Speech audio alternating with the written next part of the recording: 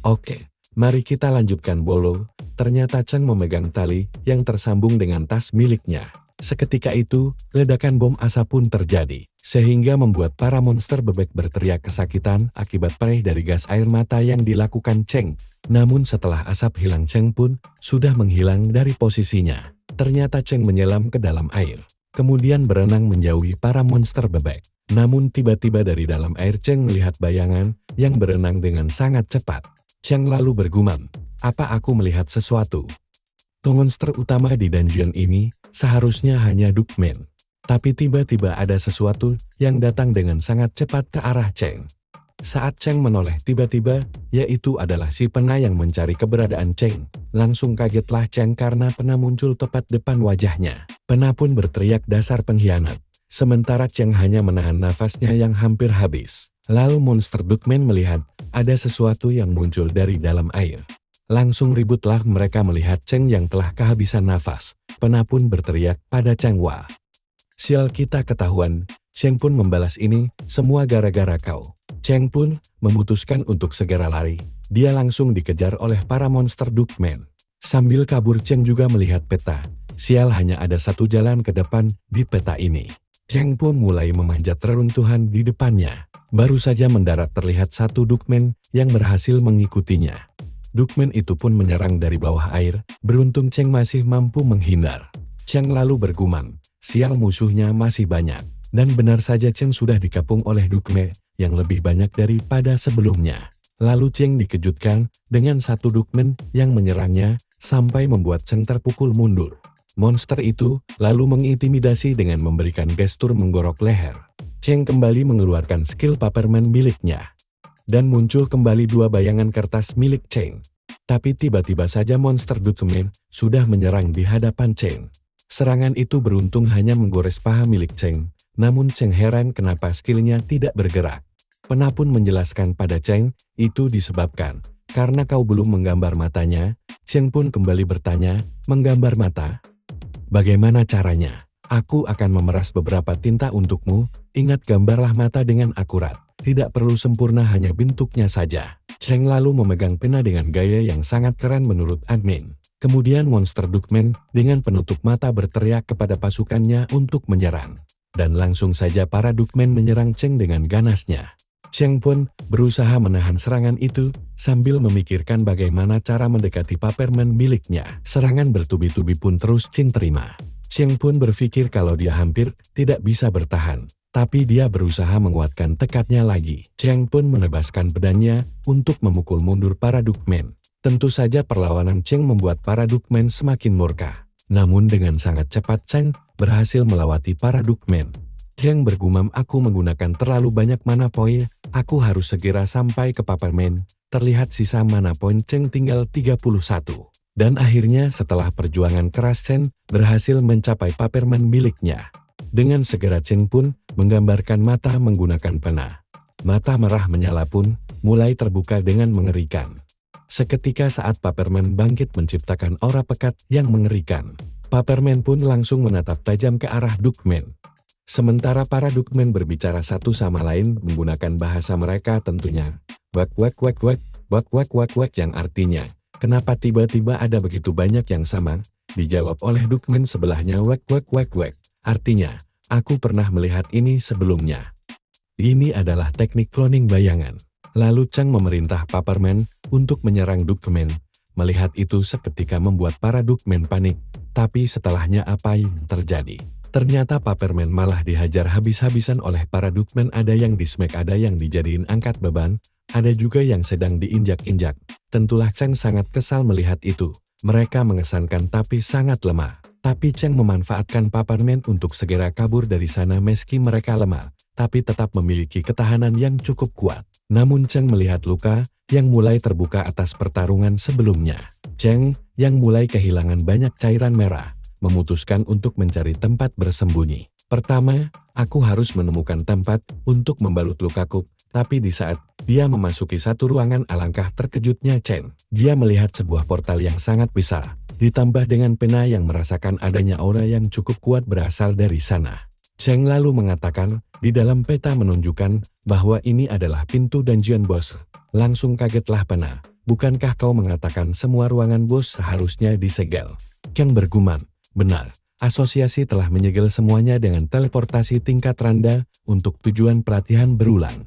Tapi kenapa yang satu ini terbuka? Keringat dari Cheng pun mulai mengalir deras saking ngerinya portal itu.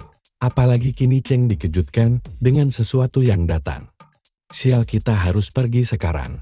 Tapi langkahnya terhenti saat sebuah serangan mendarat tepat di depan wajahnya. Benar saja kini para Dukmen sudah berhasil mengetahui keberadaan Cheng. Mereka pun menatap Cheng sebagai mangsa yang empuk. Tapi tatapan mereka seketika berubah menjadi ketakutan. Cheng pun bergumam, mengapa mereka tiba-tiba terlihat ketakutan? Apa mereka takut padaku? Tapi ternyata dugaan Cheng salah, dia merasakan aura mengerikan berada di belakangnya. Benar saja saat menoleh, dia melihat sebuah palu yang sangat besar, ditambah dengan gigi taring yang tajam, membuat mata Cheng langsung terbuka lebar. Sementara di asosiasi terjadi sebuah keributan. Seorang pria yang menjadi manajer di sana menanyakan apa yang sedang diributkan. Salah satu karyawan pun menjelaskan bahwa ada seorang level 3 yang memasuki portal dan itu telah ditutup. Pria ini lalu bergumam, ditutup? Apa dia membuka pintu ruangan bos? Biar aku lihat informasi petualang itu. Apakah dia diperintahkan seseorang? Tidak. Melakukan hal ini sendirian sama saja setor nyawa. Dia memasuki portal yang dapat digunakan kembali dan membuka pintunya sendiri, mencari jarahan di dalamnya. Orang bodoh, membuatku lebih banyak masalah saja. Tapi orang itu cukup terkejut, karena Cheng memiliki job tersembunyi. Tapi setelah itu, dia memilih untuk mengabaikan Cheng karena dia hanya level rendahan. Karena mereka lebih memiliki masalah serius dan diminta asosiasi untuk menyelidikinya. Sementara kembali ke sisi Cheng di mana kini, dia sudah berada tepat di hadapan bos Danjian. Dan sebuah bogeman pun langsung menghantam tubuh Cheng.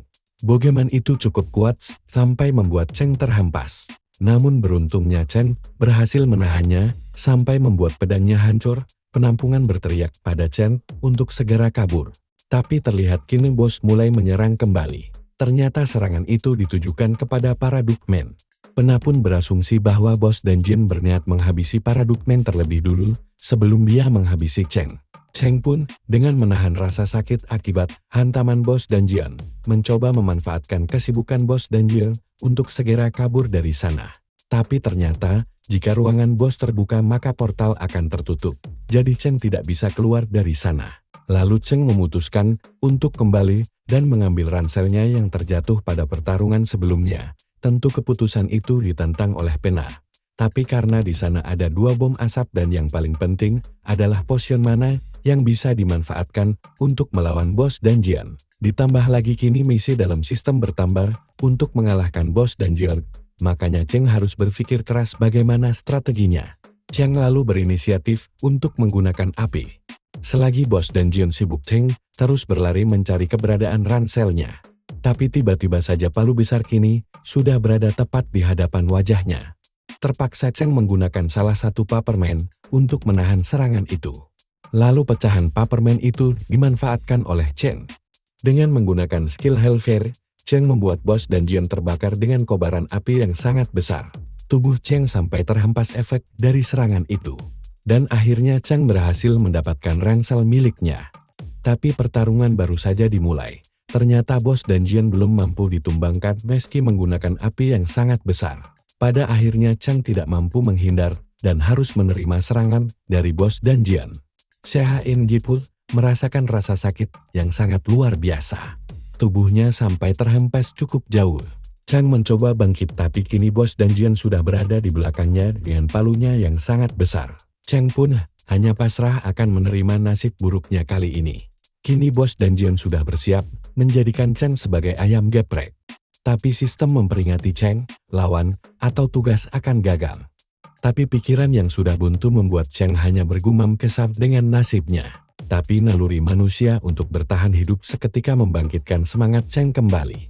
Dan dikejutkan oleh Pena yang berteriak aku masih memiliki sebuah cara.